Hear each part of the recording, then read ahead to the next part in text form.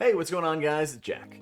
Back again to talk about the Mythic Dungeon International Group B and all of the competition that we're going to be having coming up this weekend. I wanted to go over, first, who we have for our competitors this weekend, some of the information that we know about them, and what we can watch for, what we can expect, and also who I think is going to be winning this tournament, winning the bracket and everything like that, and what some of the dungeons that'll be most difficult, most challenging, and probably most clutch for a lot of these teams. While last week had just a crazy amount of well-known names, this week has a few returning veterans and everything like that, certainly in the likes of Perplexed and MONKA, for example. Perplexed having just a ridiculous amount of history when it comes to the MDI, having players like Divine Field, The Shine, Ryson, everybody, Swag, who've been playing the game for an incredibly long time, competing at the highest levels of the MDI for the long time. You also have some really cool hybrid teams in MONKA. MONKA is Skylark, played for a lot of the OCE teams over the years, teaming up with Mode. So you're going to have just kind of that fusion of EU and Oceanic. You also have some veterans like Maystein, so very, very familiar to the NBI, high key pushing, all that jazz. A lot of different EU teams as well kind of coming into the picture, as we pretty frequently do with a lot of different teams that have maybe a little bit of MDI experience who've kind of got knocked out of the lower bracket and everything like that. They come back for more. They come back to continue competing. So that is always going to be interesting.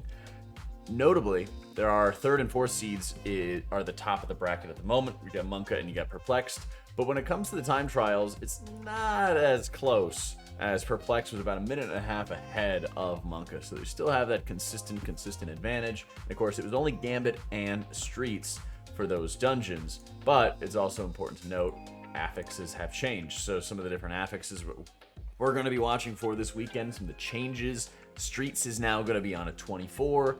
Gambit is going to be on a 22. Both of them are going to be fortified, but neither of the affixes are too terribly punishing. And in fact, I think that this series of dungeons compared to last week is largely easier, largely less stressful. Some of the notable bumps in the road would be 24 fortified bolstering Plaguefall as being very, very annoying. You don't have any big issues with something like Mist. Like last week you had to deal with Spiteful, which was really annoying. This week, instead of having Court of Stars, we now have Eye of Ashara, which is going to be coming in. So that's going to be Tyrannical 21 with Tyrannical Bursting Volcanic. Again, as we see on live servers right now, it's pretty simple stuff. Spire is a little annoying with Explosive, but it's not really massive trash density or anything along those lines.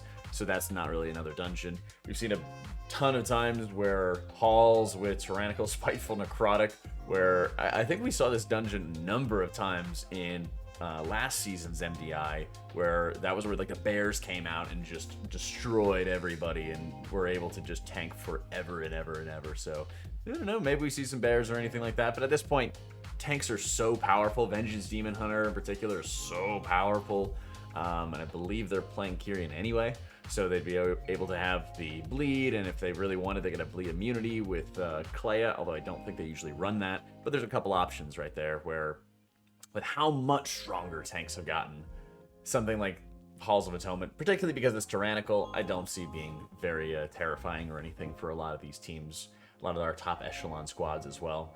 Mists has Sanguine, but again, usually that's not too much of an issue. So overall, I think this dungeon pool is going to be a lot easier, and I think we're also going to see a lot speedier of dungeons overall, but we'll have to kind of see how some of these dungeons are going to match up against what we saw out of Echo last week, as they just completely swept the board like we were talking about in our previous video.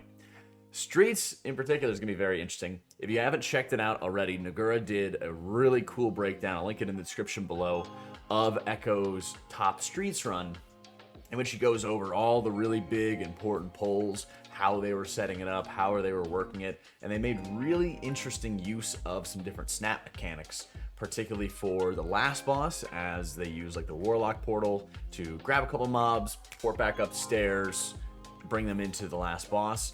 They also did it in the stage room. I'm trying to remember the band. whenever the boss fight is going to be called there. They did that by grabbing a couple mobs, being on the top of the stage, getting into the back of the room, snapping mobs in there. That was particularly useful as well. But each time that we saw it, it didn't seem like they were very large pulls or very scary in terms of what they did. So I think Echo might be holding something a little closer to the chest of how much larger that they can go. But I'm curious to see if any of these teams are going to try to implement it, because it's also going to be a 24, and Streets is still just going to be a tough dungeon with how much a lot of these squads are looking to optimize there. So when it comes to breakdowns, one of the other things I wanted to mention before I got into that was teams. So I already mentioned ad nauseum at this point for Perplexed and MONKA.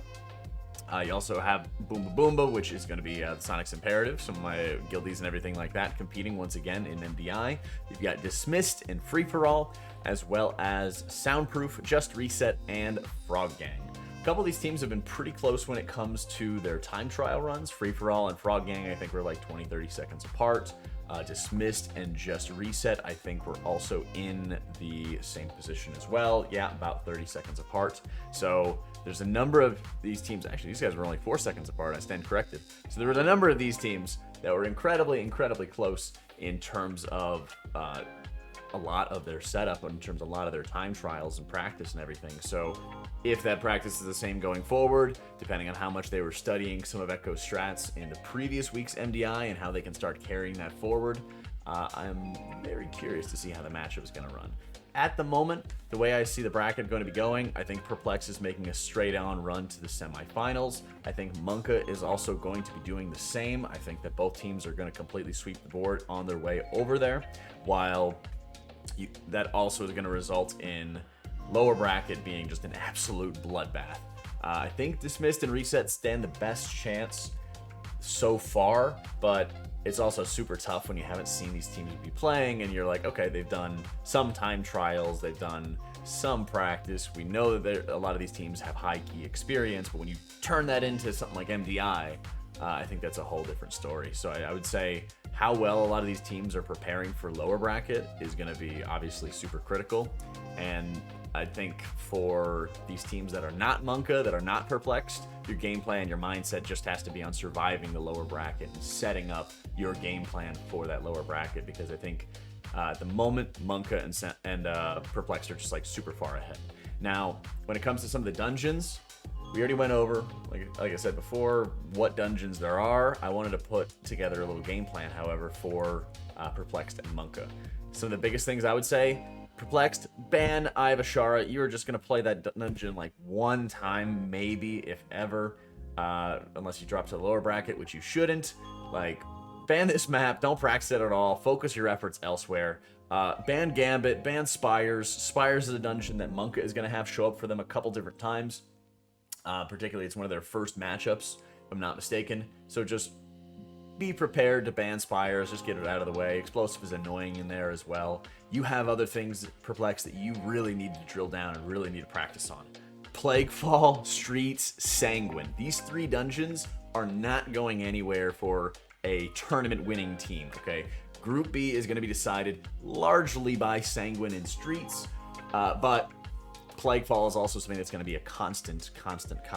But if you're on the MONKA side, you definitely want to be mastering Sanguine and Streets, like you mentioned. I think DOS is another critical area that MONKA could really do a great job in.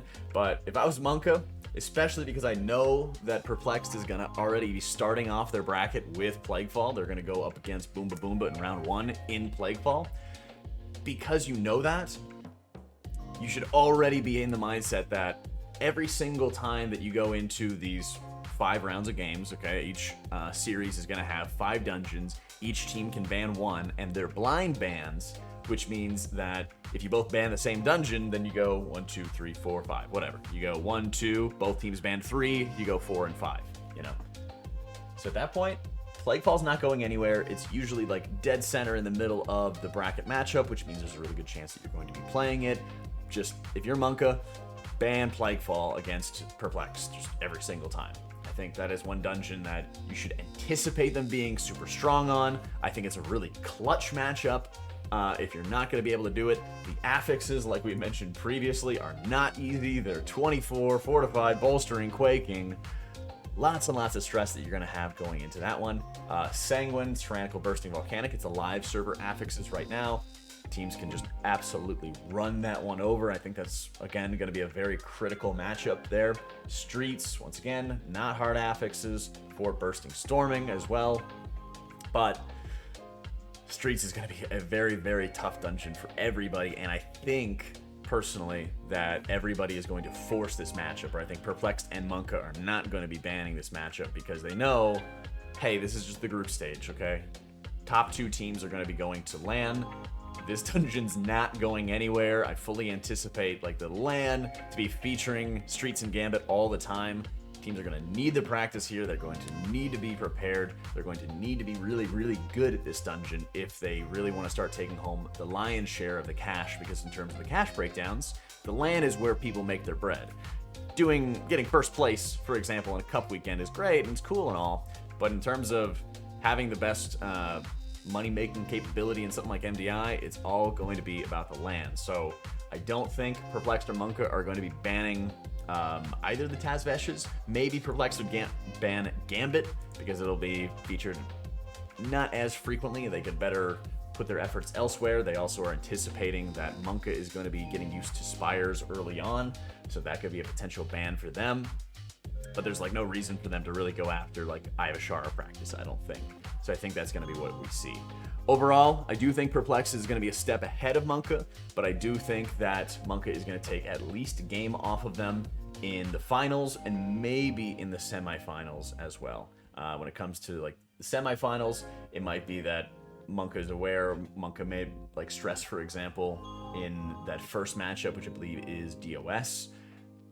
And they might be able to have it. Like I said, that's a dungeon I think that they should be mastering if they want to have a chance at that semifinals to guarantee that first shot at the MDI LAN later on this year. But if not, I do think that they are still going to make it regardless. So we'll see.